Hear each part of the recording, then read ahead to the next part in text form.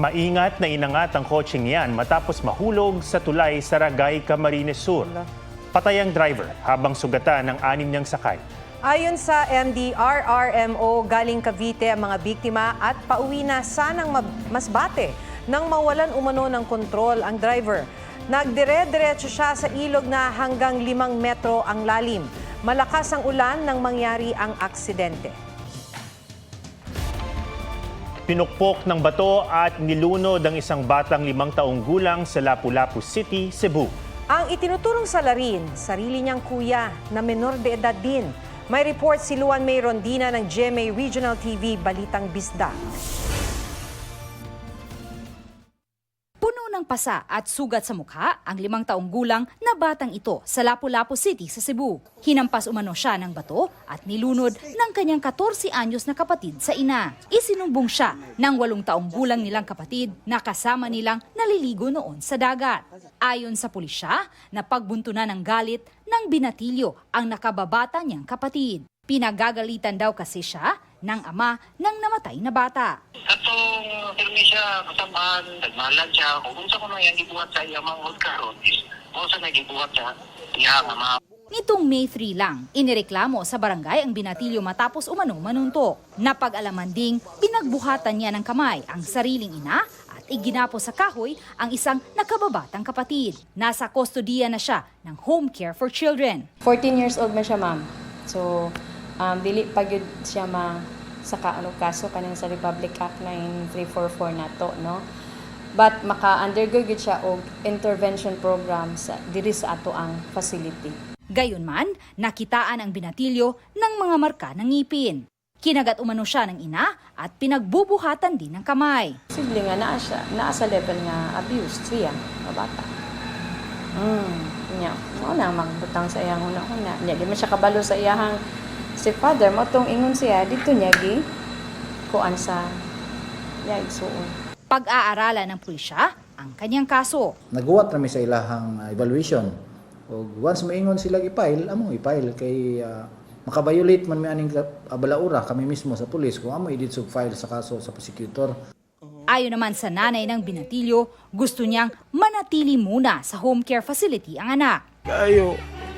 Luan Merondina ng GMA Regional TV Balitang Bisdak, nagbabalita para sa GMA Integrated News. Niraid ang isang iligal na ospital sa Pasay na takbuhan daw ng mga nagtatrabaho sa Pogo na kailangang magpagamot. May mga doktor daw doon na hindi rin lisensyadong mag-practice sa bansa. May report si Rafi Tima, exclusive.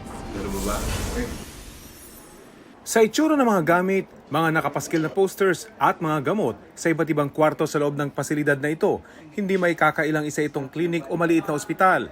Hindi ito kalayuan sa gusali ng Senado sa Macapagal Boulevard sa Pasay.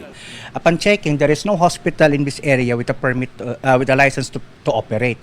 Kami po ay nagkasa ng mga intelligence visits. Meron ngang ganito, ospital, mga doktor at mga nurses na wala mga permit, mga license to practice medicine. Sabi ng mga Pilipinong kawani ng pasilidad, na-raid na rin sila noon. Bagay na iimbestigahan ng PAOCC. Dito tumatakbo yung mga nasusugatan, ng mga magpupugo, yung mga nagkakasakit. Ang klinik na ito o maliit na ospital kumpleto sa kagamitan. Bukod sa mga examination table tulad nito, ay meron pa silang hemodialysis machine. Ayon sa mga otoridad, may ilang buwan na rin nag-ooperate itong pasilidad na ito na nakatago sa mga restaurant sa bahaging ito ng Pasay. Sa kwarto naman ito ay makikita yung isa sa mga mamahaling gamit na makikita lamang sa mga ospital o kaya mga malalaking klinik tulad nitong ECG machine at itong ultrasound. Pero isa sa mga pinagtataka ng mga otoridad nang pasukin nila ang pasilidad na ito, meron itong backdoor. Posibleng indikasyon umano na alam ng mga nag-ooperate dito na illegal ang kanilang ginagawa. Ang lalaking ito na isa sa mga inabutang nagbibigay ng reseta, todo tanggi nung una. I am not a doctor. I am not a doctor. I am not a doctor. I am computer. Pero kalaunan, I am a Vietnamese doctor. Yeah. what are you doing here in this clinic? I visit only. Visit. Taliwas ito sa pahayag ng gwardya na ilang buwan na raw nandito ang lalaki. Matapos imbestigahan at kunan ng kaukulang dokumento, pinalaya rin ang mga dayuhang pasyente. Ididetain naman sa Bureau of Immigration ang mga dayuhang suspect at mahaharap sa kasong kriminal at immigration violation. Isinara at ipinadlak ang pasilidad. Wala pang pahayag ang pamunuan ng lugar. Rafi Tima nagbabalita para sa GMA Integrated News. Binantaan ni Senator Bato de la Rosa si dating Executive Secretary Paquito Ochoa kung hindi pa rin ito dadalo sa pagdinig ng Senado sa umano'y PIDEA leaks. Hindi nakadalo si Ochoa dahil nagkasakit. May report si Mav Gonzalez. Isasampina na ng Senate Committee on Public Order and Dangerous Drugs si dating Executive Secretary Paquito Ochoa kapag hindi ulit dumalo sa pagdinig ukol sa umano'y PIDEA leaks. Pero nagsumiti ng medical certificate si Ochoa na positibo sa COVID-19. So we will be giving Attorney Paquito Ochoa 1 week to recover from COVID. Kung hindi pa rin siya mag-attend, baka a warrant of arrest will be issued by the Senate. Ang nag-akusa kay Ochoa, si dating PIDEA agent Jonathan Morales na nakapirma sa nilik na umano'y PIDEA document. Nauna nang itinanggi ng PIDEA na totoo ang dokumento sa PIDEA leaks. Sa pagdinig kanina, nagkainitan sina Morales at Senador Jinggoy Estrada. If we continue to listen to all his alibis and all his lies, imagination, baka mawala yung kredibilidad ng hearing na ito. Hindi naman po maganda yung sinasabi ni ni Senator Jinggoy Estrada para namang ako talagang hinuhusugahan. Hindi kagaya po ang ating butihing senador. No, na-convict na po. Ay, wag naman po. Alam mo, Mr. Senator Jinggoy, please. Huwag mong pakikalaman yung kaso ko. Problema ko yun. Yung kaso mo ang ayusin mo. Si Senate President Mig Subiri, pinuntong wala pang inilalabas na documentary evidence si Morales. Hindi pwedeng sabi-sabi lang para hindi po tayo dito gagamitin ng ibang grupo pamumulitika. Tinalakay rin sa pagdinig ang kumalat online na CCTV footage umano sa bahay ni Morales kung saan maririnig sa loudspeaker ng telepono ang babalang papatayin daw si Morales. Ang boses sa kabilang linya ng telepono, si Eric Picoy Santiago na taga Napolcom.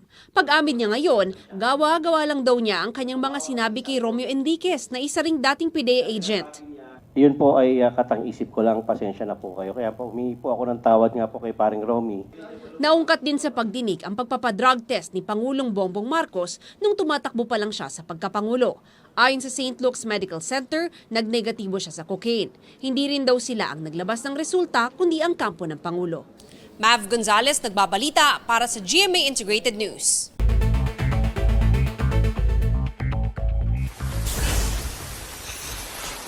Maputik na tubig rumaragsa sa isang kalsada sa Bontoc Mountain Province kasunod ng malakas na ulan. Mahigit 20 bahay winasak ng landslide sa mainit Surigao del Norte. 700 individual ang apektado ng pagguho ng lupa na bahagi ng isang minahan sa Barangay Siana. Wala namang nasaktan o nawala.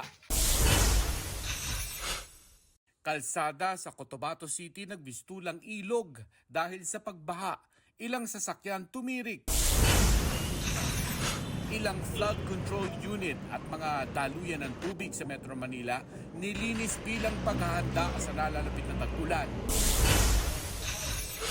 Ilang bahagi ng Caloocan at Navotas makararanas ng power interruption bukas at sa Miyerkules dahil sa line construction sa C3 Road. Ilang lane ng North Luzon Expressway sarado hanggang May 19 para sa maintenance services. Hanggang May 16 naman sarado ang ilang lane sa Subic-Clark-Tarlac Expressway. Mark Salazar, nagbabalita para sa GMA Integrated News.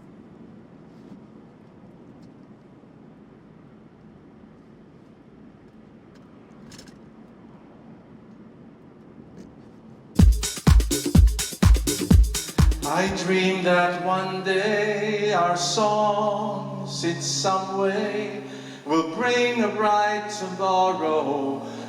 70th birthday concert ni Maestro Ryan Cayabyab, dinaluhan ng mga bigating pangalan sa larangan ng musika. Pag-guest ni na Vice Ganda at Julian San Jose, ikinagulat ni Mr. C. From sexy roles to action scenes, Jelly Kang handa na ring makipagsabayan kay Ruru Madrid sa action sa Black Rider. Photoshoot ni na Isabel Ortega at Miguel Tan Felix na uwi sa kulitan matapos silang ulanin sa set. Kumusta po kayo? Ako si Amina. First ever fan meet in Manila ni Mary My Husband Star Park Minyong, di nagsanang fans. Nelson Canlas nagbabalita para sa GMA Integrated News.